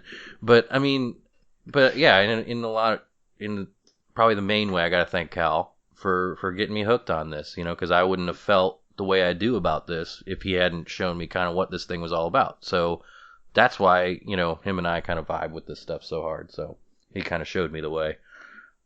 You're welcome. Planet Earth. Obi-Wan at Kalvin. Yep. I was just going to say, this was one of the few times since I've become an adult where I genuinely felt that curiosity and that, like, the childlike wonder of it. That childhood wonder. Mm-hmm. Yeah. That's the first time I've been in that frame of mind in so long. It's hard to, as a kid, things just blow your mind so much more than they do as an adult, because we got to live realistically, and we live in the real world, and our imagination's faded, and so on and so forth. But that's how I felt like at the end of that movie. It was just like, oh yeah, okay, nailed it. And you're totally right, Kalvin. It was beautiful to watch my childhood come across the screen and be done justice. Well, and you've read the comics your whole life, and I grew up watching the Batman animated series, the Spider-Man animated series, the X-Men animated series, and it's just like, it's so much cooler to believe that these things are real and to see them than to be like, no, that's stupid kid shit. Like, no, it's fucking awesome. Yeah, I got a buddy that's just like, I don't like that stuff. I'm like, and I'm not trying to sell him on it either. I'm just like... You don't like fun? You can laugh at me if you want. I understand, and this is the third time I've said this, but I know I'm a mid-30s and, male, but I don't care. I've got 58 Funko Pops, all MCU. That's, nothing compared to what I'm sitting in right now. But I'm just saying... I have 236 that is Funkos. Awesome. But I have like 40 He's just Spider-Man. got the whole Target back wall, pretty much. Yeah, pretty much. So I'm just saying... I don't have that junk. My girlfriend, we live together, she'll poke fun at my quote-unquote dolls, and I'm like, I don't care. Every time I walk into the room where I store them, I just reminisce about the scenes from the movies that they represent. I only get made fun if I spend more than $50 on an action figure. Right. So, which happens. So my wife don't care. Like, that one's awesome. Where'd you get that? That's awesome. Yeah, you've got the best buy-in from a significant other here. I keep a big balance. I'm a huge NFL fan. It's not like I'm totally, Well, you can be more than one. You can be more than one. A fan of one thing. You don't have to choose sports or comic book movies. Oh, definitely. Yeah, it's cool to like comic books and superheroes and these movies, and also the NFL and the NBA, and also art and also music. Like, we do it on this show. We talk about every fucking thing in the world because everything has a cool side to it that can be explored. You're interested in it? Have fun with it. Most don't care what anybody else says. Yeah, man. If something is fun, do it. Right. That's what life's about. If something is lame, don't do it. Yeah, but I don't think whatever's lame. That's up to your interpretation. Well, yeah, that's subjective. Like, you got a whole bunch of Batman stuff in here. No, it's not lame. I'm just kidding. That's fucking awesome.